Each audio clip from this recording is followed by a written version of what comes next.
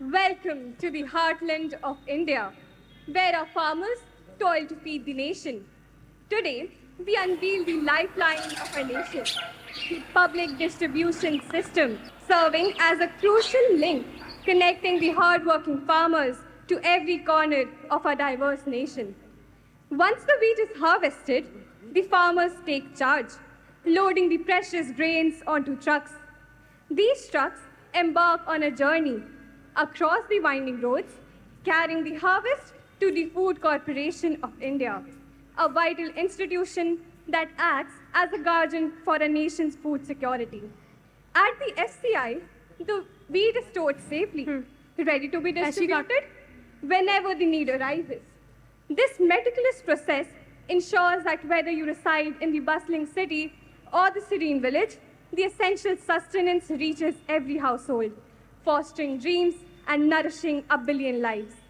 The collaborative efforts of the PDS and FCI stand as a testament to India's commitment towards its food security. Be quick. Let's get done with this work quickly. Move the bags, fast! Yes, let's be quick. Move, move. Take it.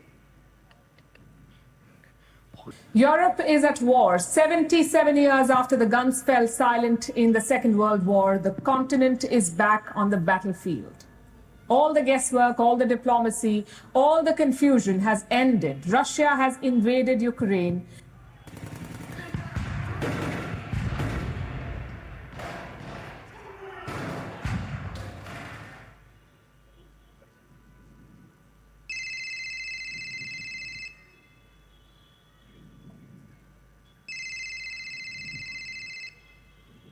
Prime Minister, urgent news. The Russia-Ukraine conflict has escalated and Russia has invaded Ukraine territory. Our wheat supply could be affected. Immediate action is required to safeguard our nation's food security. This is certainly not a good news. This conflict could disrupt our wheat storage.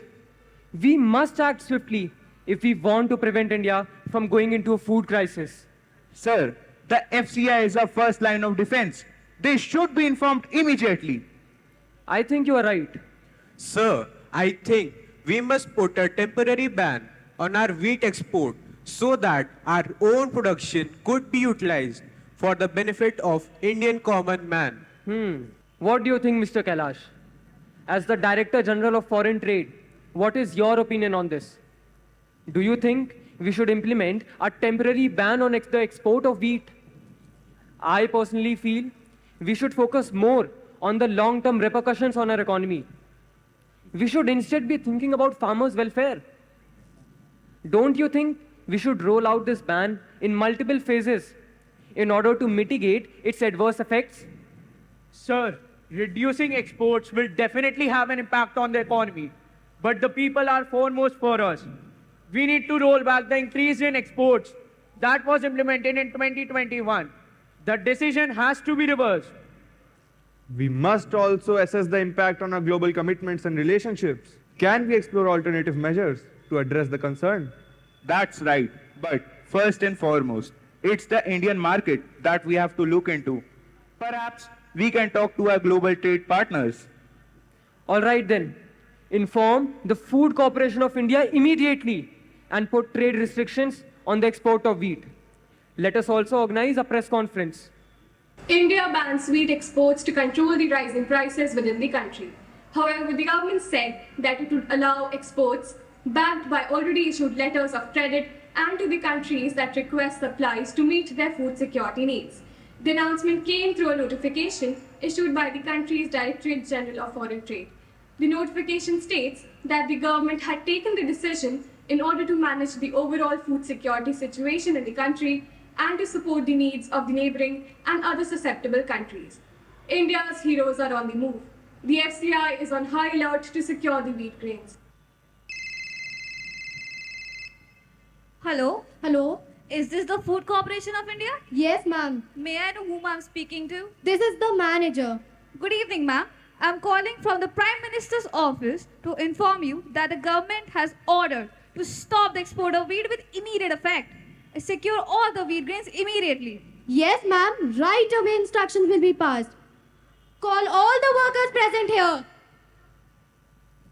Pay attention, everyone. The government has ordered to secure all the wheat grains and put a ban on wheat exports. Sure, ma'am. All hands on the deck, please. Hurry up. Let's hurry up. The Government of India has organized a press conference to announce their decision and clarify doubts. Sir, why this ban all of a sudden? We need answers. The situation in 2021 demanded exports, but now the present Indian food scenario wants ban on export. This is the reason why this step has been taken. But sir, why has this decision been taken all of a sudden? What has happened? Won't this affect the exporters and the international market? It would affect the exporters and the international community. But at present, we are prioritizing the Indian market. Moreover, the wheat production has been low this time because of heat waves, due to which wheat prices have been soaring. What do you mean by no exports? This will impact our business. We understand your situation, but you must understand, this is for our country and this is not a complete ban. At this moment, Indian farmer is our priority. I hope this is clear. But sir, won't it affect inflation? How will everything be handled? Ma'am, as I had stated earlier, the Indian farmer and the Indian common man is our priority. I think we need to wrap up. Thank you, ladies and gentlemen. Thank you, sir. Vande Mataram, sir. Vande Mataram. Gentlemen, it's heartening to say that we have finally brought this situation under our control. Even the wholesale price index has cooled down much more as compared to the previous months. Certainly, sir. It was due to the swiftness of measures that we were able to control the situation. Congratulations, everyone.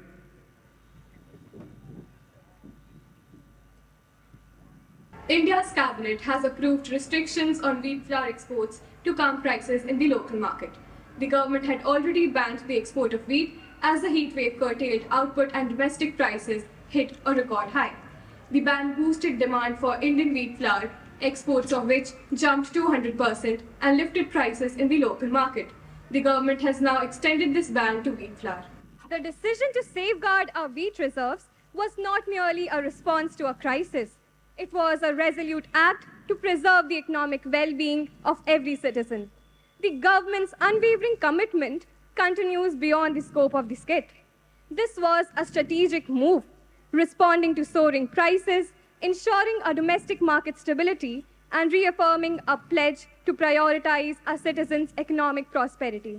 Thus, in the aftermath, our nation stood united, fortified by the resilience of our agricultural sector and the foresight of our economic guardians. As we celebrate our achievements today, let us carry the spirit of unity and economic prudence forward into the future.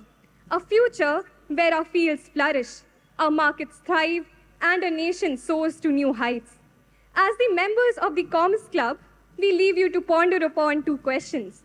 Sometimes we have to take bold decisions, which may be opposed by a group of people, but prove to be beneficial for the greater good of the nation. Do you think these decisions are justified given their implications in the future? Don't you think that in a country like India, whose economic development is heavily dependent on the development of the agriculture sector, the educated youth should integrate technology with agriculture and encash a huge opportunity?